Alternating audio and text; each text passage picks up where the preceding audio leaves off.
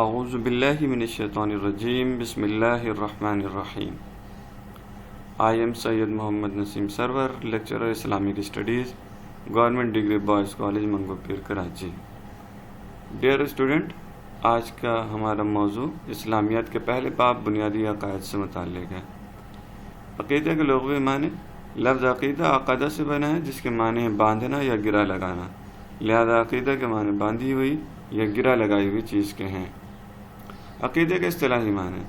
اصطلاح میں عقیدہ انسان کے مضبوط, پختہ اور اٹل نظریات کو کہا جاتا ہے. عقیدے سے مراد وہ امور ہیں جن پر انسان پختہ یقین رکھے, جو اٹل ہوں اور غیر متزلزل ہوں. عقیدے کا مرکز. عقیدے کا مرکز انسان کا دل ہے.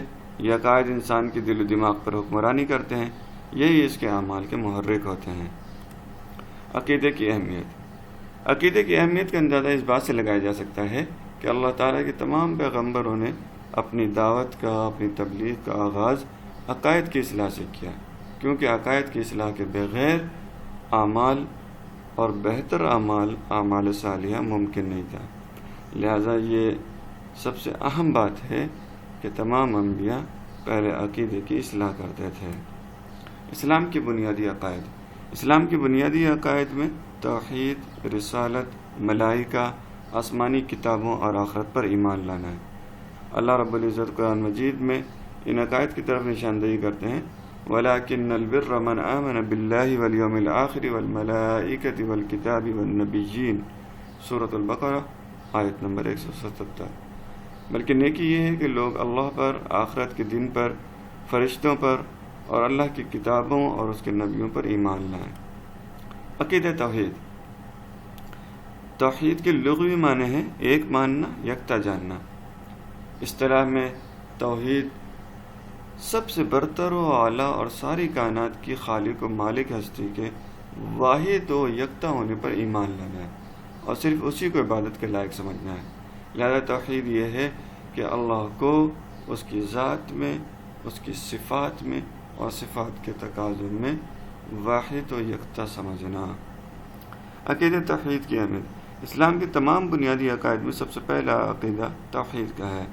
حضرت آدم علیہ السلام سے لے کر خاتم النبیین حضرت محمد مصطفیٰ صلی اللہ علیہ وآلہ وسلم تک کم و بیش 1,24,000 انبیاء اس دنیا میں تشریف لائے.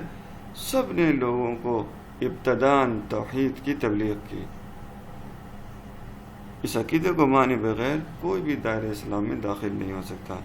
اسی لیے عقیدہ توحید پر کامل ایمان بہت ضروری ہے.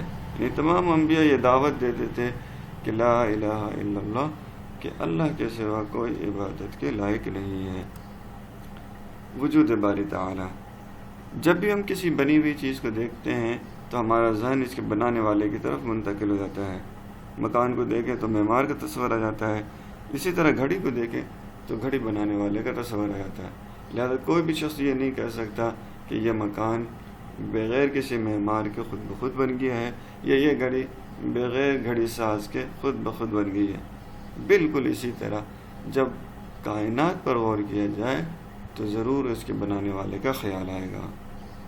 عقیدہ توحید کی بنیاد اس بات پر ہے کہ کائنات خود بخود کسی حادثے کے نتیجے میں وجود میں نہیں آئی, بلکہ اتنا بڑا منظم و مربوط جہان بنانے والا خالق موجود ہے اور اس کا نظام اپنی حکمت سے چلا رہا ہے. اللہ رب العزت قرآن مجید میں فرماتے ہیں وَكَأَيٍّ مِّنْ آيَةٍ فِي السَّمَاوَاتِ وَالْأَرْضِ يَمُرُّونَ عَلَيْهَا وَهُمْ عَنْهَا مُعْرِضُونَ. سورہ یوسف آیت نمبر 105. اور آسمانوں اور زمین میں بہت سی نشانیاں ہیں جن پر سے یہ گزرتے ہیں اور ان سے منہ پھیر لیتے ہیں. یقیناً ان نشانیوں پر جو کوئی غور کرے گا تو وہ جان لے گا کہ اس کائنات کا کوئی خالق ہے اور وہ اللہ ہے. أَفِي اللَّهِ شَكٌّ فَاطِرُ السَّمَاوَاتِ وَالْأَرْضِ. سورہ ابراہیم آیت نمبر 10. اللہ رب العزت فرماتے ہیں کہ کیا تمہیں اللہ میں شک ہے کہ جس نے آسمان اور زمین بنائے. کائنات کا نظم و ضبط. کائنات پر جب گہری نظر ڈالی جائے تو اس میں ایک نظم و ضبط نظر آئے گا. کہیں بھی بے ترتیبی نہیں ملے گی, نہ ہی کوئی خلل نظر آئے گا. ارشاد باری تعالیٰ ہے الذی خلق سبع سماوات طباقا ما تری فی خلق الرحمن من تفاوت فارجع البصر هل تری من فطور ثم ارجع البصر کرتین ينقلب الیک البصر خاسئا وهو حسیر. سورہ ملک آیت نمبر 3 4 اس نے 7 آسمان اوپر تلے بنائے۔ اے دیکھنے والے، کیا تو خدائے رحمان کی آفرینش میں کچھ نقص دیکھتا ہے؟ ذرا آنکھ اٹھا کر دیکھ، بھلا تجھ کو آسمان میں کوئی شگاف نظر آتا ہے؟ پھر دوبارہ 12 نظر کر، تیری نظر ہر بار تیرے پاس ناکام اور تھک کر لوٹ آئے گی۔ اس میں اللہ رب العزت نے کائنات کے نظم و ضبط کے بارے میں بتایا ہے کہ اتنی منظم ہے کہ تم کائنات پر جتنا بھی غور فکر کر لو اس میں کوئی خلل نظر نہیں آئے گا۔ اسی طرح اللہ رب العزت فرماتے ہیں کہ سورج اور چاند اپنے اپنے مدار میں گردش کر رہے ہیں، جس کی وجہ سے دن اور رات کا مستقل یہ نظام جاری و ساری ہے۔ لا الشمس ينبغي لها ان تدرك القمر ولا الليل سابق النهار وكل في فلك يسبحون۔ سورہ یاسین آیت نمبر 40۔ نہ سورج کی مجال ہے کہ چاند کو جا پکڑے، اور نہ رات ہی دن سے پہلے آ سکتی ہے، اور سب ایک ایک دائرے میں تیرتے پھر رہے ہیں۔ کائنات کی ہر چیز میں ایک مقرر اندازہ اور خاص نظم و ضبط پایا جاتا ہے۔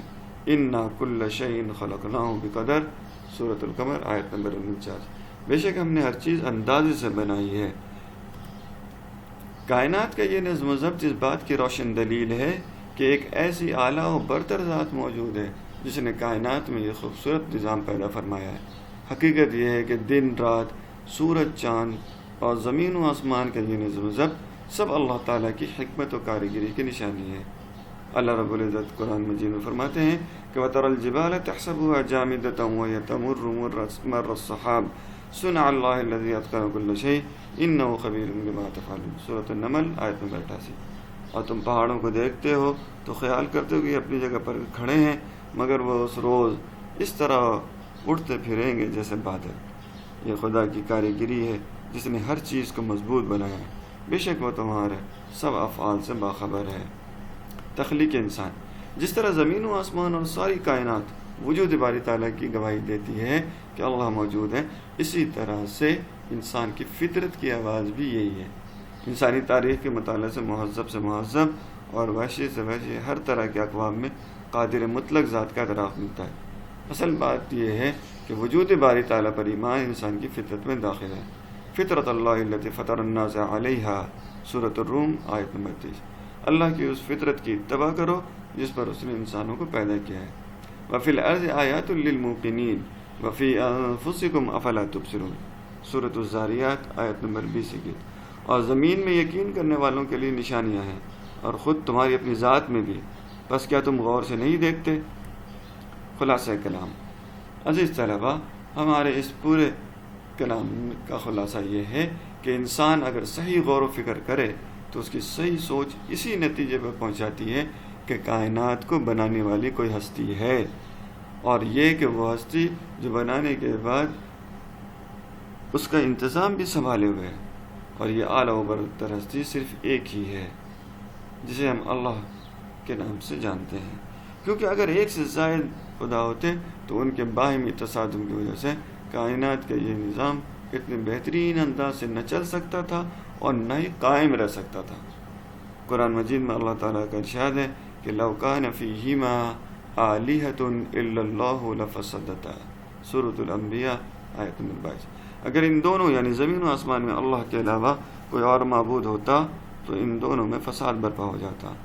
عزیز طلباء، آج کے سبق سے ہم نے سیکھا عقیدے کے لغوی اور اصطلاحی معنی، عقیدے کا مرکز و اہمیت، اسلام کے اہم بنیادی عقائد، توحید کے لغوی اور اصطلاحی معنی اور عقیدہ توحید کی اہمیت، اور وجود باری تعالیٰ کے بارے میں عقلی اور نقلی دلائل۔